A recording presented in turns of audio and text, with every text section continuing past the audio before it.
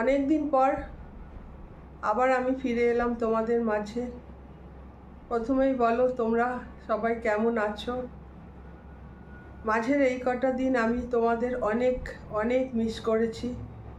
ভাবিনি যে এতগুলো দিন আমি আসতে পারবো না। আজকে আমি বেশ জোর করেই উঠে বসলাম। বাড়িতে এখন আমি একাই আছি। বাবুয়ের বাবা বেরোলো, ওর একটা অনুষ্ঠান আছে, আর বাবুইও একটু বেরিয়েছে। আজকে আমার একা একা একদম ভালো লাগছে না। আমার মনে হলো যে করেই হোক না কেন তোমাদের সঙ্গে একটু গল্প করি, তাহলে আমার শরীরটা ভালো লাগবে। এতগুলো দিন আমি তো কেন এলাম না, আমি তো তোমাদের বলেছিলাম যে রান্নাঘরটা একটুখানি কাজ আছে, করিয়ে নেব, নিয়ে একবারে গুছিয়ে নেব। তো ঠিকই চলছিল। বাবুয়ের বাবার কোমরটা, ওর যে ব্যাক পেন হয়েছিল ওটা কমলো। তো আমার ছেলেটাকে যে টাইলসের কাজ করে ওকে ডাকা হলো, ও কাজ শুরু করলো। মোটামুটি আমি জানি কাজটা শেষ হয়ে গেলেই আমি আবার তোমাদের মাঝে ফিরে আসব। এই কদিন আমার মনে হচ্ছিল যদি আমি ভিডিও দিতে পারতাম, তোমাদের সুন্দর সুন্দর কমেন্টসগুলো পেতাম, তাহলে আমার মনটা অনেক ভালো লাগতো, মনে আমি অনেক জোর পেতাম। কিন্তু কিছুতেই সেটা আর হয়ে উঠছিল না, আমি ভিডিও দিতে পারছিলামই না। আজকে আমি একদম বসেছি, আর আমার ভালো লাগছে না। মনে হচ্ছে একটু তোমাদের সঙ্গে গল্প করি। ওরাও বাড়ি থেকে বেরিয়ে গেল, আমি একটু ক্যামেরাটা খুলে বসলাম। তো কি হয়েছে তোমাদের বলি। তো কাজ তো হচ্ছিল ভালোই, হয়েও এসছিল। 3-4-5 দিনের কাজ ছিল। এবার ওই যে ঘরের মধ্যে টাইলস আর মার্বেলের কাজ হলে জানো কি প্রচণ্ড পরিমাণে ধুলো হয়। বসবাস করে ঘরের মধ্যে টাইলস মার্বেলের কাজ করাটা খুব কঠিন ব্যাপার। তো চারিদিক তো ধুলোই ধুলো একদম। বাসন কোসন, শুধু রান্নাঘরই নয়, ঘর ময়, একদম বাড়ি ময় ধুলো। এই করে ওই ধুলোতে বাবুয়ের বাবার হয়ে গেল ডাস্ট অ্যালার্জি। যখন কাজ চলছে তখনই ওর প্রচণ্ড হাঁচি হচ্ছে, চোখ দিয়ে জল বেরোচ্ছে, একটু হালকা জ্বর জ্বর ভাব এরকম। তো ওর আবার কিছু হলে যে কমে যাবে তা নয়, একদম সেই 10-15 দিনের ব্যাপার। সেটা বাড়াবাড়ি রকমের পৌঁছবে তবে কমবে। যে কারণে ওর যা কিছুই হোক না কেন সবসময় বলি তুমি আগে ডাক্তারটা দেখিয়ে নেবে।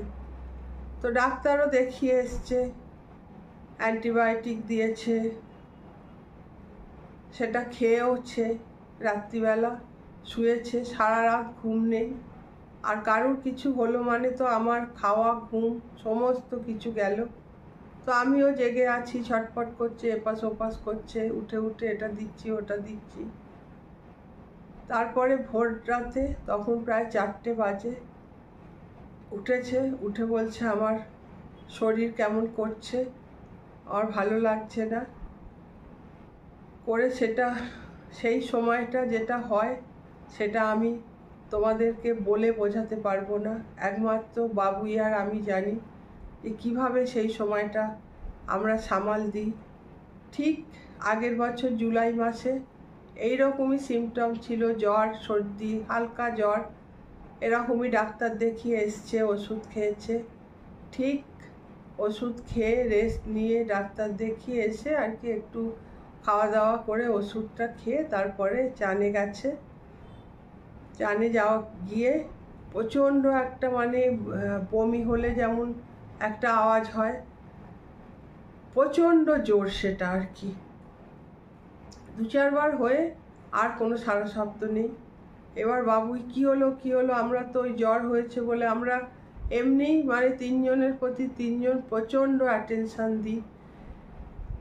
তো বাবুই কি হলো করে যেই সারা শব্দ আর পাচ্ছে না, বাবুই এক ধাক্কা মেরেছে বাথরুমে। এখন তো এই ফাইবারের দরজাগুলো, ওটা ছিটকিনিটা ভেঙে খুলে গেছে।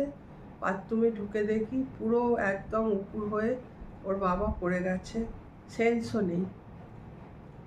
তো মানে উইদিন সেকেন্ড তার সঙ্গে সঙ্গেই সেন্সটা চলে এসছে।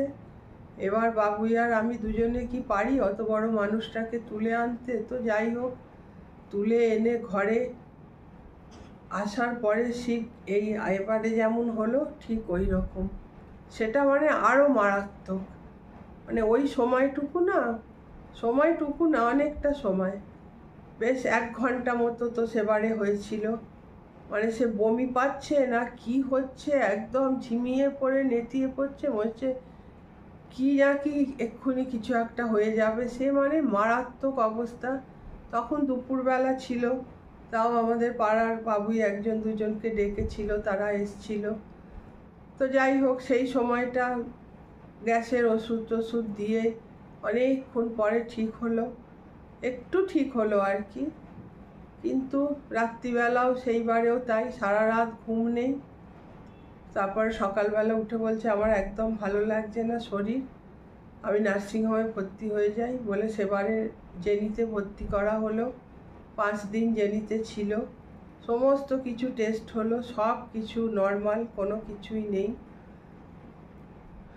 ডাক্তার যেটা বলেছিল সেটাও সামান্য পরিমাণে সোডিয়ামটা একটু কমে গেছিল, যে কারণে এইবারে ডাক্তারের কাছে গেছে আমি ব্লিঙ্কিট করিয়ে সঙ্গে সঙ্গে ডাব আনিয়ে রেখে দিয়েছি। তো কিছুই নেই, ডাক্তারও বলছে কি থেকে হলো এটা তো বুঝতে পারছি না, এমনি তো কিছু নেই, হয়তো গ্যাস থেকে হতে পারে। তো আমরাও এইবারে ওষুধটা দিয়ে, অ্যান্টিবায়োটিকটা দিয়ে যেটা ডাউট করলাম, আর বাবুই ডাক্তারি বিষয়গুলো অনেকটা বোঝে, এইটাই আমার শান্তি। নাহলে এই দুজনে মিলে ওই অবস্থায় ওই লোকটাকে সামলানো যে কি প্রচণ্ড টাফ, সে যে কি অবস্থা হয়, পুরো মানে একটা অত বড় লোক ধরো পুরো নেতিয়ে ঝিমিয়ে পড়ছে এরকম। সে জল দিয়ে দিয়ে গ্যাসের ওষুধ দিয়ে অনেকক্ষণ পরে, এবারেও তাই অনেকক্ষণ পরে ঠিক হয়ে বলছে আমি এবার একটু ঘুমোবো, আমার মাথায় হাত বুলিয়ে দাও। বাবুইকে বলছে আমায় ঘুম পাড়িয়ে দে। সে সারা রাত্রির যতটুকুনি আর বাকি ছিল সকাল পর্যন্ত আমরা দুজনে তো মাথায় হাত বুলিয়ে বুলিয়ে একটু ঘুম হলো। তার পরের দিন থেকে আবার একদমই নর্মাল, সর্দি ফর্দি ওগুলোই যে হয়েছিল, সর্দি হাঁচি, সেগুলোও অনেকটা কমে গেল। তো এটাই ডাউট করছি যে গ্যাস থেকেই এই জিনিসটা হচ্ছে, অ্যান্টিবায়োটিক খেয়ে মারাত্মক গ্যাস হয়ে যাচ্ছে, তার থেকেই এটা হচ্ছে। আর সত্যি ছেলেটা আমার বিশাল ভরসা, ভগবান আমার থেকে মা বাবা সব কেড়ে নিয়েছে, সেরকম এসে যে আমার পাশে দাঁড়াবে সেরকম সত্যি কেউ নেই। তাই বোধহয় ঈশ্বর আমাকে ছেলেটাকে দিয়েছে। ওইটুকুনি ছেলে কি যে মানে তড়িৎ বুদ্ধি রাখে, মনে সাহস যোগায়, ওইটুকু ওই সময়টা তো ওর বাবাকেও দেখছে, আমাকেও মনে সাহস দিচ্ছে। মানে সত্যি এটা ভগবানের আশীর্বাদ। তো সেই সময়টা কাটিয়ে ওঠাটা খুব টাফ হয়ে যায়। আমি প্রচণ্ড লড়াই করেছি, জানো তো, জীবনটা আমার লড়াই করেই কেটেছে বলতে পারো। লড়াই করতে আমি ভয়ও পাই না, একাই আমি লড়াই করেছি, সংসারে আস্তে আস্তে এগিয়ে গেছি। কোনোদিন তার জন্যে আমি অনুশোচনাও করিনি যে আমাকে একা করতে হচ্ছে। আমার সংসার আমি জানি, আমি করব না তো কে করবে, কে আর পাশে এসে দাঁড়াবে, সবার তো সেই সুযোগ ঘটে না। তো সেই বাবুইকে বড় করা থেকে, বাবুয়ের সিজার হয়েছে, বাবুইকে বড় করা থেকে একদমই আমি একা। আমি আগেও তোমাদের বলেছি, ওই 15টা দিন যা আমার অসুস্থ মা এসে আমায় করে দিয়ে গেছে, এরপর থেকে পুরোটাই আমি একা করেছি। লড়াই করতে আমি ভয় পাই না, কিন্তু মাঝে মাঝে না এমন একটা সিচুয়েশন হয়, আর ওর বাবার যদি এগুলো হয় তখন মানে প্রচণ্ড মানসিকভাবে ভেঙে পড়ি। তো যাই হোক, তারপর থেকে ও মোটামুটি ভালোই আছে। তারপরে 2 দিন অফিসও করেছে। এরপর পড়লাম আমি। আস্তে আস্তে আমারও শুরু হলো, নাকে সুরসুর করছে, জল পড়ছে, চোখ দিয়ে জল পড়ছে। আর এই যে এত কাজ হয়েছে, টাইলসের ধুলোয় ধুলো, সমস্ত কিছু আমি পরিষ্কার করেছি।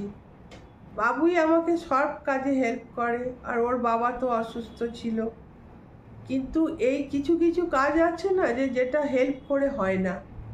এবার অতগুলো জিনিস ধরো, সব বাসন কোসন সবে তো ধুলো পড়ে গেছে, সেগুলো একসঙ্গে বাবুয়ের বাবা বলেও ছিল যে একটা লোক ডাকি, কিন্তু সেগুলো কি বলতো, একসঙ্গে যদি সব করে ফেলি, এবার জায়গাগুলো কিছুটা করছি, জায়গাটা পরিষ্কার করছি, আবার কিছুটা ধুলো বাসন ধুচ্ছি, এরম করে করে আমায় করতে হচ্ছে। আর লোক এলে সে তো একসঙ্গেই সব ধুয়ে দেবে, সেটা আমার খুব অসুবিধে হয়ে যেত, যে কারণে আমি বললাম না, লোক ডাকার দরকার নেই, আমি ঠিক আস্তে আস্তে করে নেব।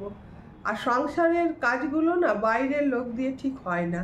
এই বাসন কোসন পরিষ্কার, এত এত বাসন জিনিসপত্র কৌটো রান্নাঘরে, সেগুলো কি আর লোক দিয়ে পরিষ্কার করা যায়?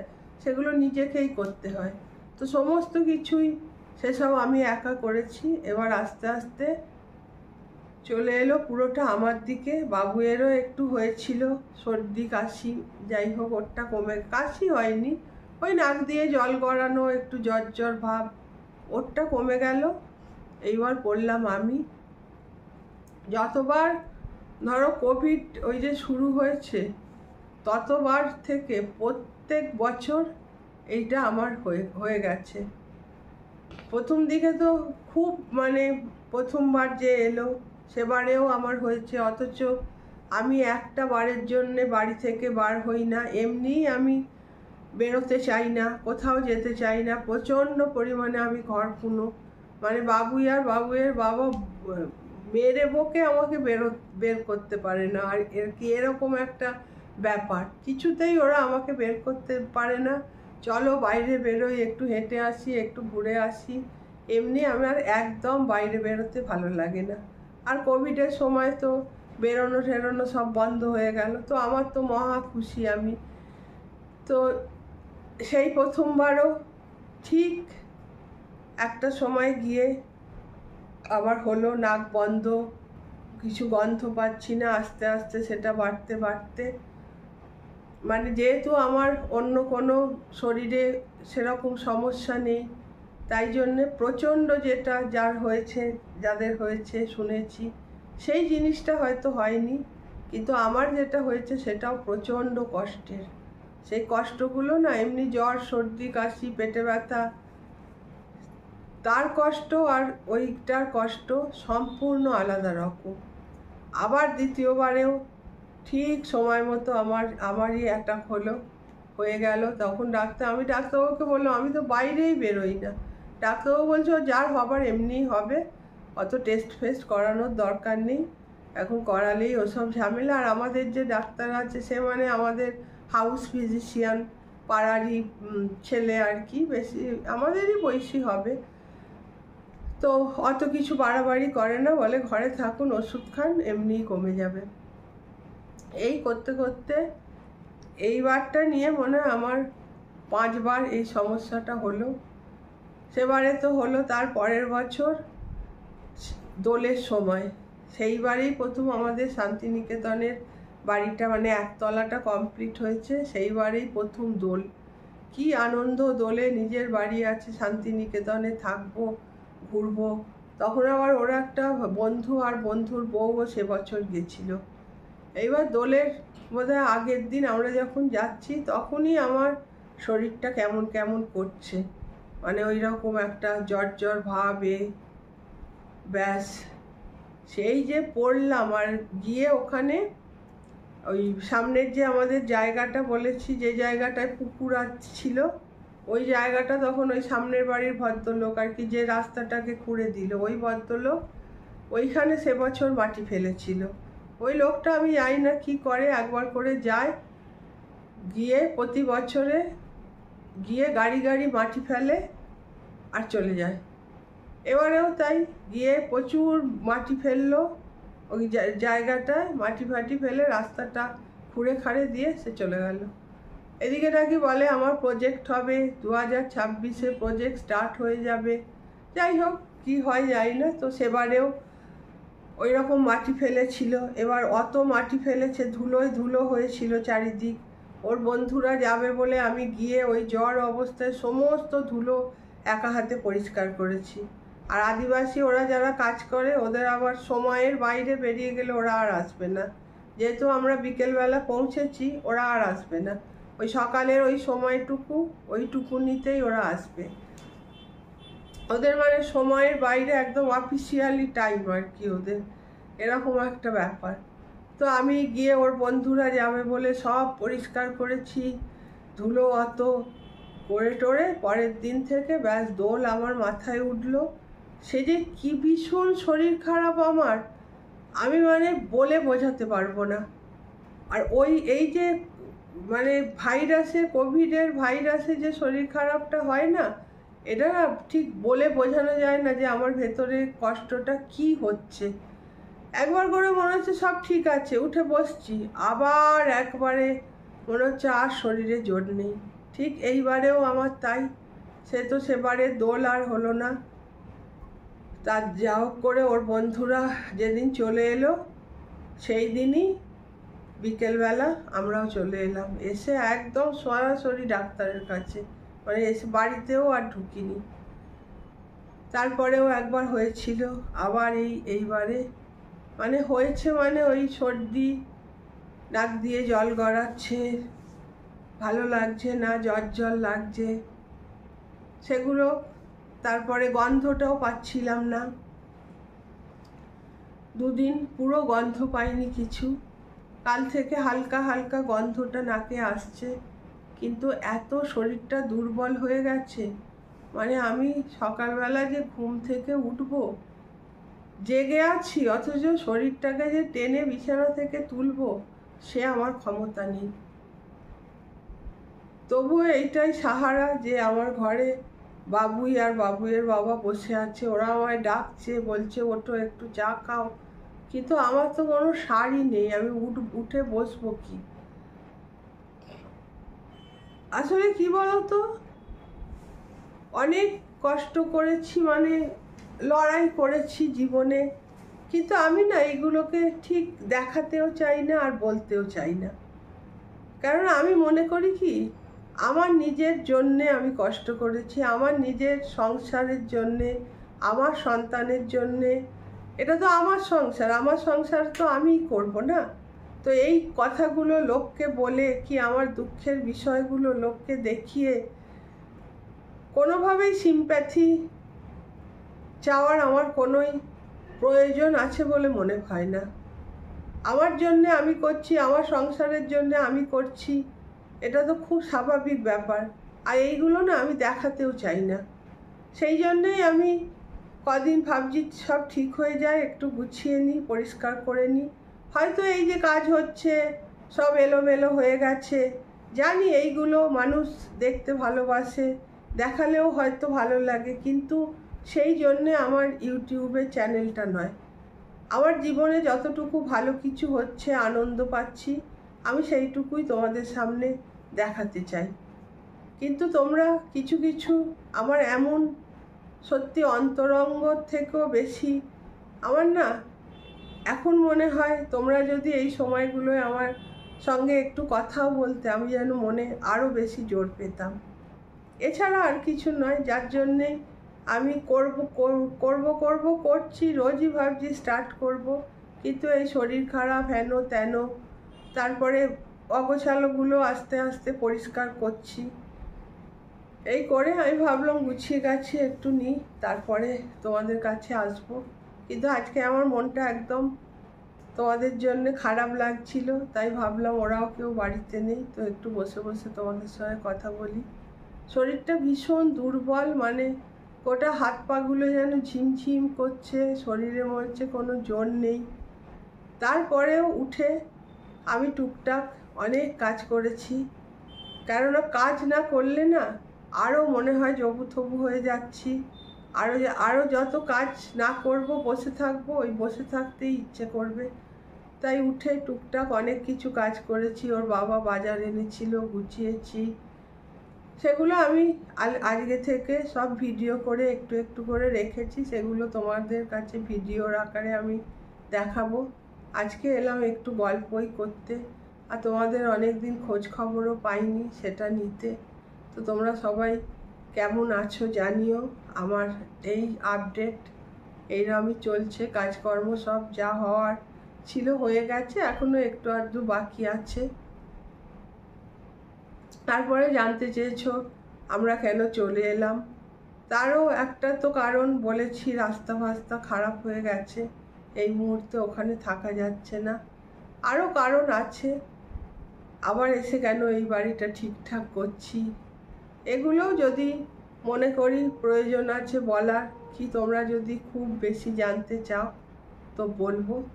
আজকে এই শরীর খারাপের কথা, আমার কাজের কথা, কেন এতদিন দেখেছো আমার কথাটা এখনো কিরম একটা নাকে নাকে হচ্ছে, শরীরটাও দুর্বল লাগছে। তো ওরা তো আমার খুব চিন্তা করছে। আজকে বাবুয়ের বাবার একটা অনুষ্ঠান আছে, রবীন্দ্র নজরুল সন্ধ্যা, এই পাশেই।